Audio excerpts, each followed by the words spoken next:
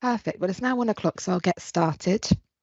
Apologies for my voice today. I did lose it yesterday, but it has come back. So if not, I've got Sandeep on the call who can take over and be the voice for the webinar today.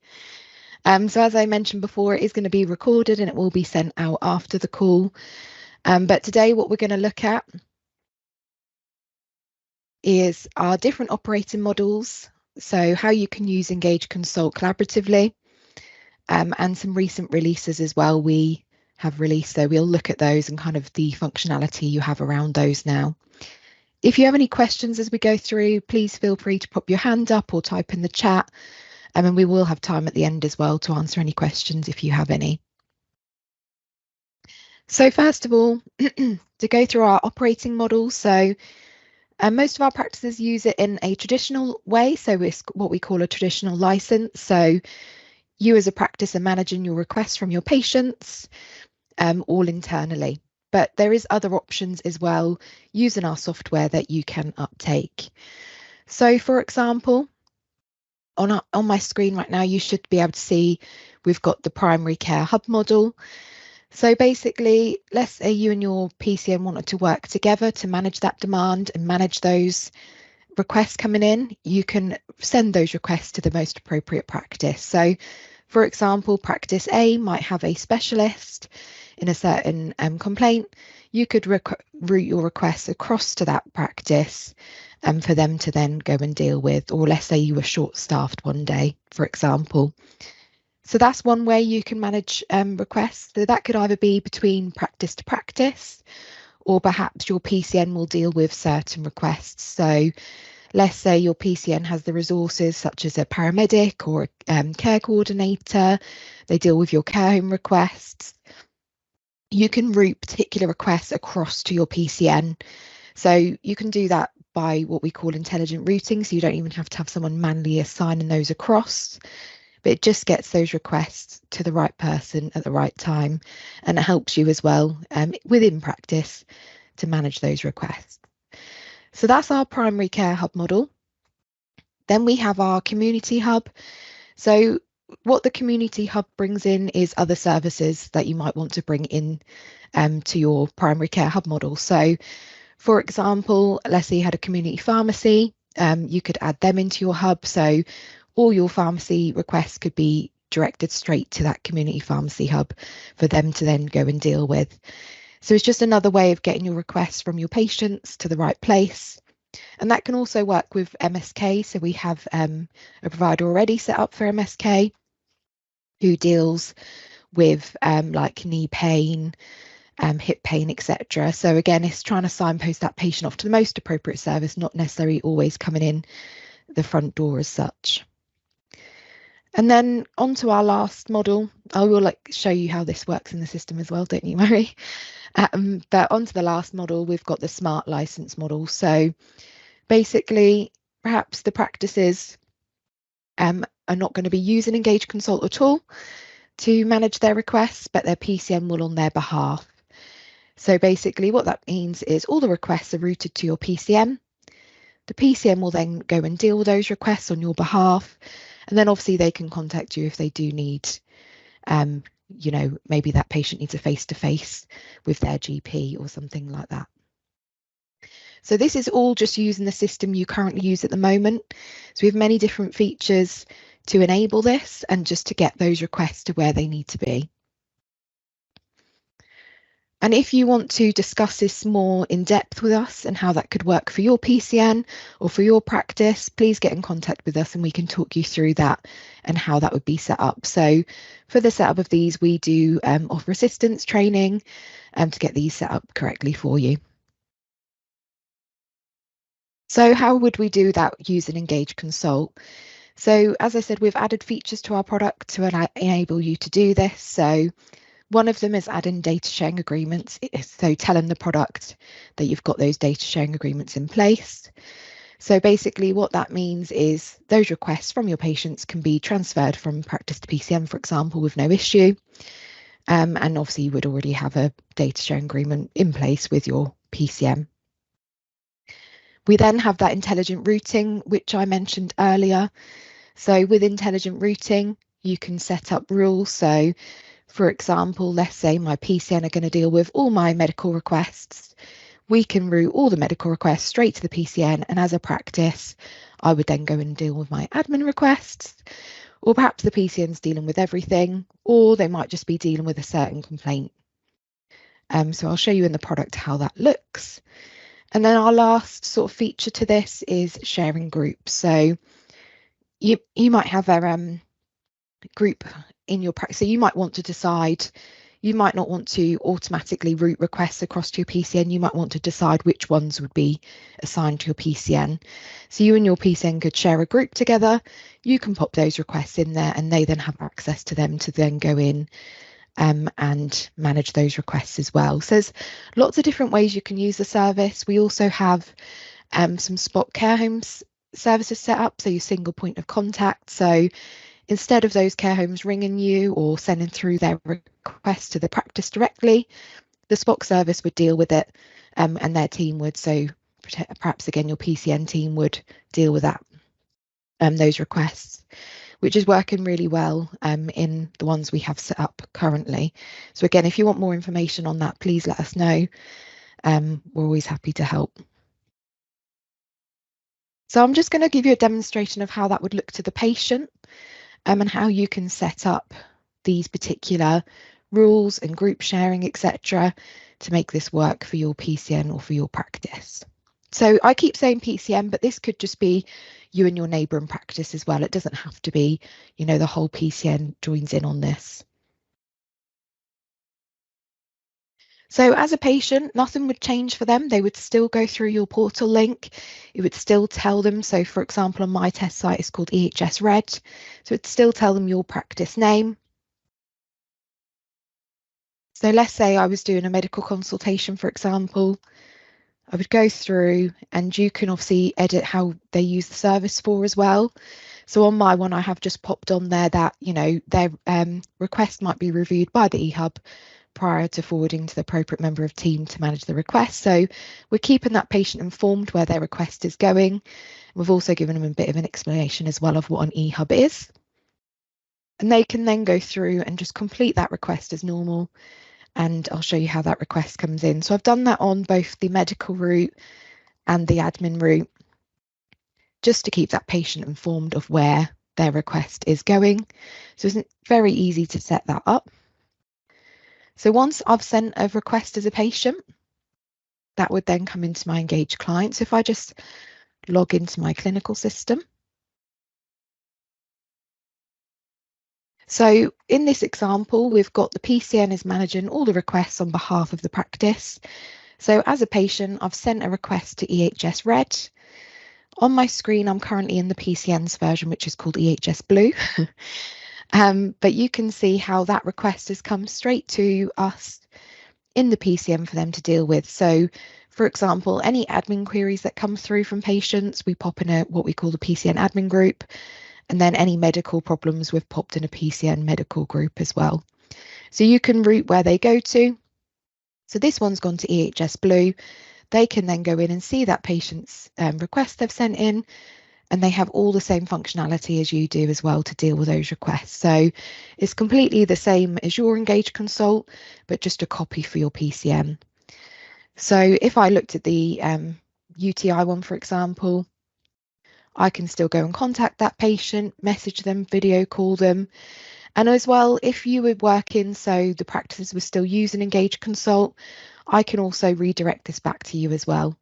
So perhaps it wasn't appropriate for me as a PCN to deal with it. They needed a face-to-face appointment. It doesn't matter. I can just action and I can assign it back. So you'll see, for example, I've got the practice here, so I can assign it back to their appropriate team member. So it's really easy to share those requests across, you know, different organisations and get them to the right place. You can see down the side here, I've got the groups as well, so I can go in and just deal with a request if I'm part of the PCN admin team, for example. And yeah, did you have a question, Sandeep?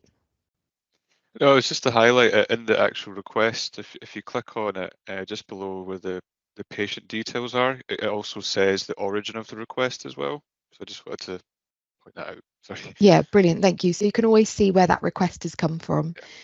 So maybe you've got EMIS PCN hub or a system one. You can see where that request has originally come from when you're dealing with those requests.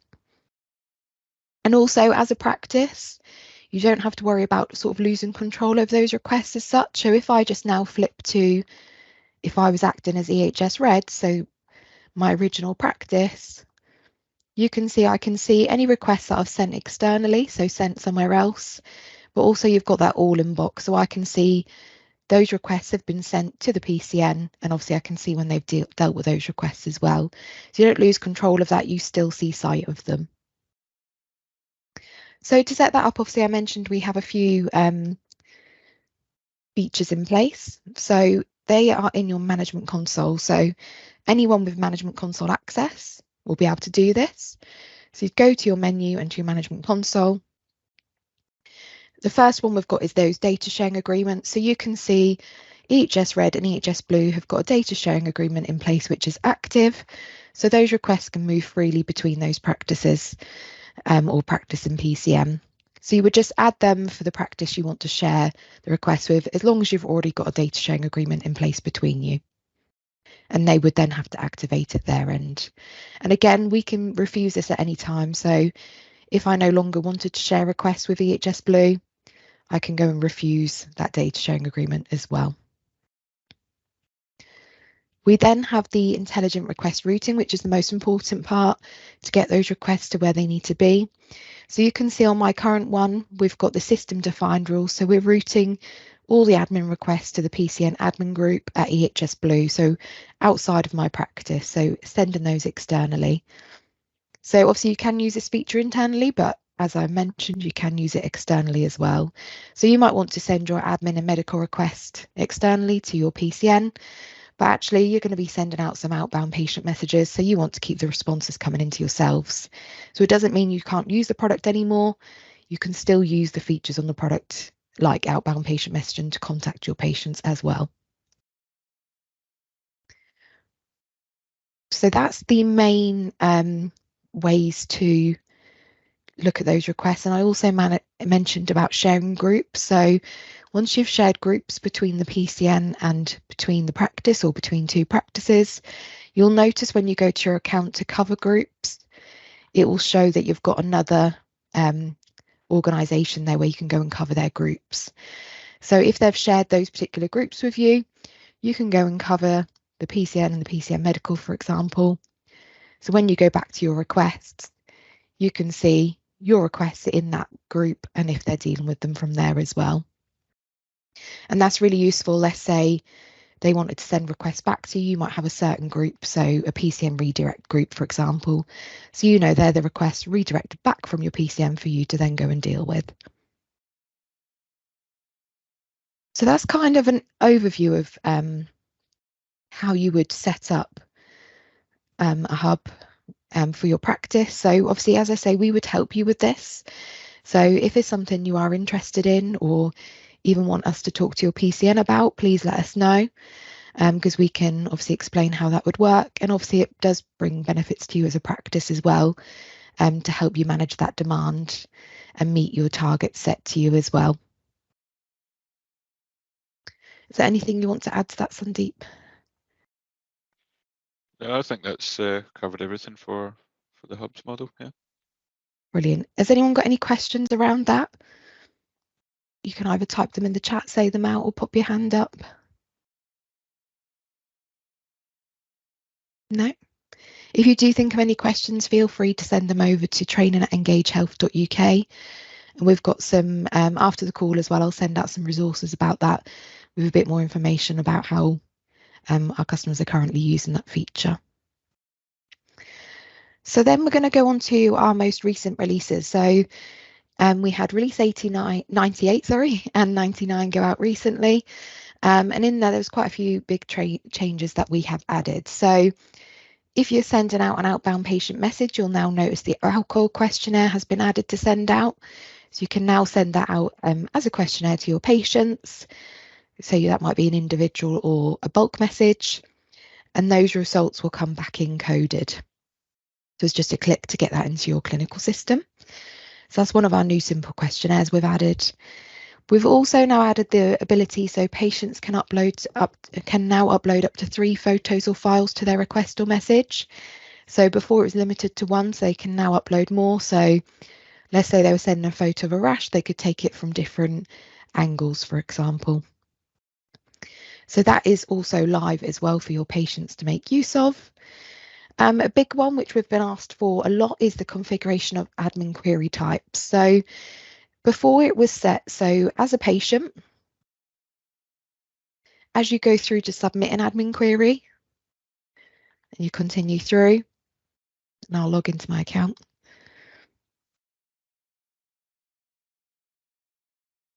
The list of what would you like help with was set, so you couldn't change that as a practice. What we've done is we've now made that a configurable list. So, for example, we had in there travel information and prescription requests, letter from a doctor, etc. And not always practices would want those options to show to their patients. So now we've made that configurable, you can actually go in and add your own ones in, but also remove any that might not be applicable for your practice.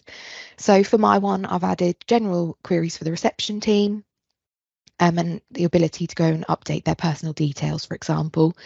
So it'll still come in the same way as an admin request, but you can choose what is displayed to the patient. And again, that is set in your management console. So when you go to your menu and management console, you'll see at the top now you've got this admin queries button. And you can go in and add admin query types, but also remove any as well and edit any that you might want to update the wording on. So that's really useful as well, because let's say the update personal details one, for example, a particular team or a particular person in my practice deals with that information coming in, or is something that you know you don't have to do necessarily straight away. You could actually use that intelligent routing feature to route that particular request to a certain colleague or to a certain team for them to deal with. There's many different ways you can use that. And again, if you want any help with that, how to set that up, please get in contact. And we also have relevant articles as well around how to get that updated. But I think that's a useful feature to go ahead and have a look at, especially if you receive emails still from patients. Perhaps you could convert them so they all come into Engage Consult. So that information can just be easily uploaded to the clinical record if it needs to be. So that was one of our recent updates. Another one, which again has been requested a lot and is a popular one, is the demand management enhancements. We've now added the ability to add your bank holidays in. So again, in your management console, you'll see under the demand management settings, as you scroll down, you'll see now you've got this bank holiday option. So most of you are probably closed on bank holidays. So you would just leave the time not added and just pop the request limit to 0. And that will automatically turn you off on bank holiday. So for example, when we've got the one coming up in August, the end of August, you don't have to think about turning that off the night before.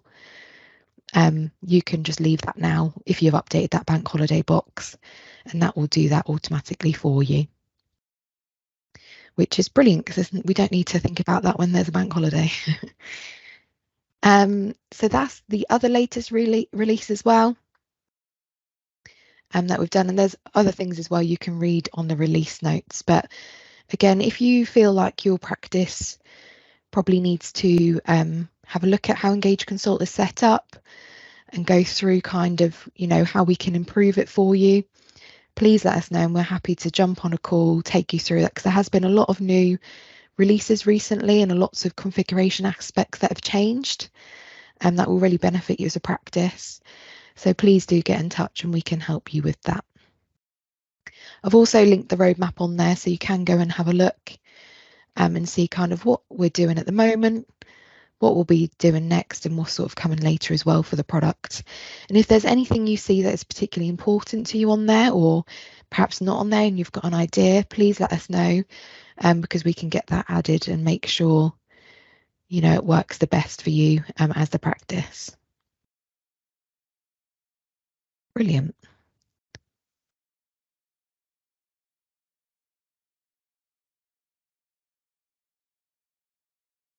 Is there any questions at all from what I've gone through? And it can be anything I've gone through or any other questions you may have in general about the product.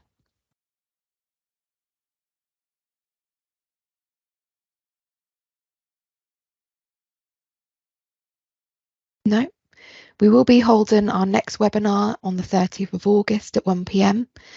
And what we'll be covering on that particular webinar is how to effectively engage patients. So we're going to go through how to advertise Engage Consult on your websites, how to configure those options as the patient goes through to make sure they're signposted off to the direct place/service.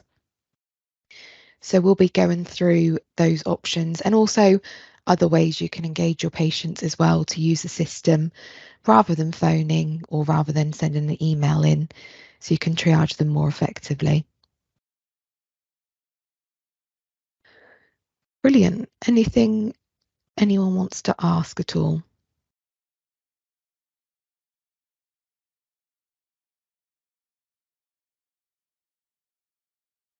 Nope, that's great. Well, thank you all for joining.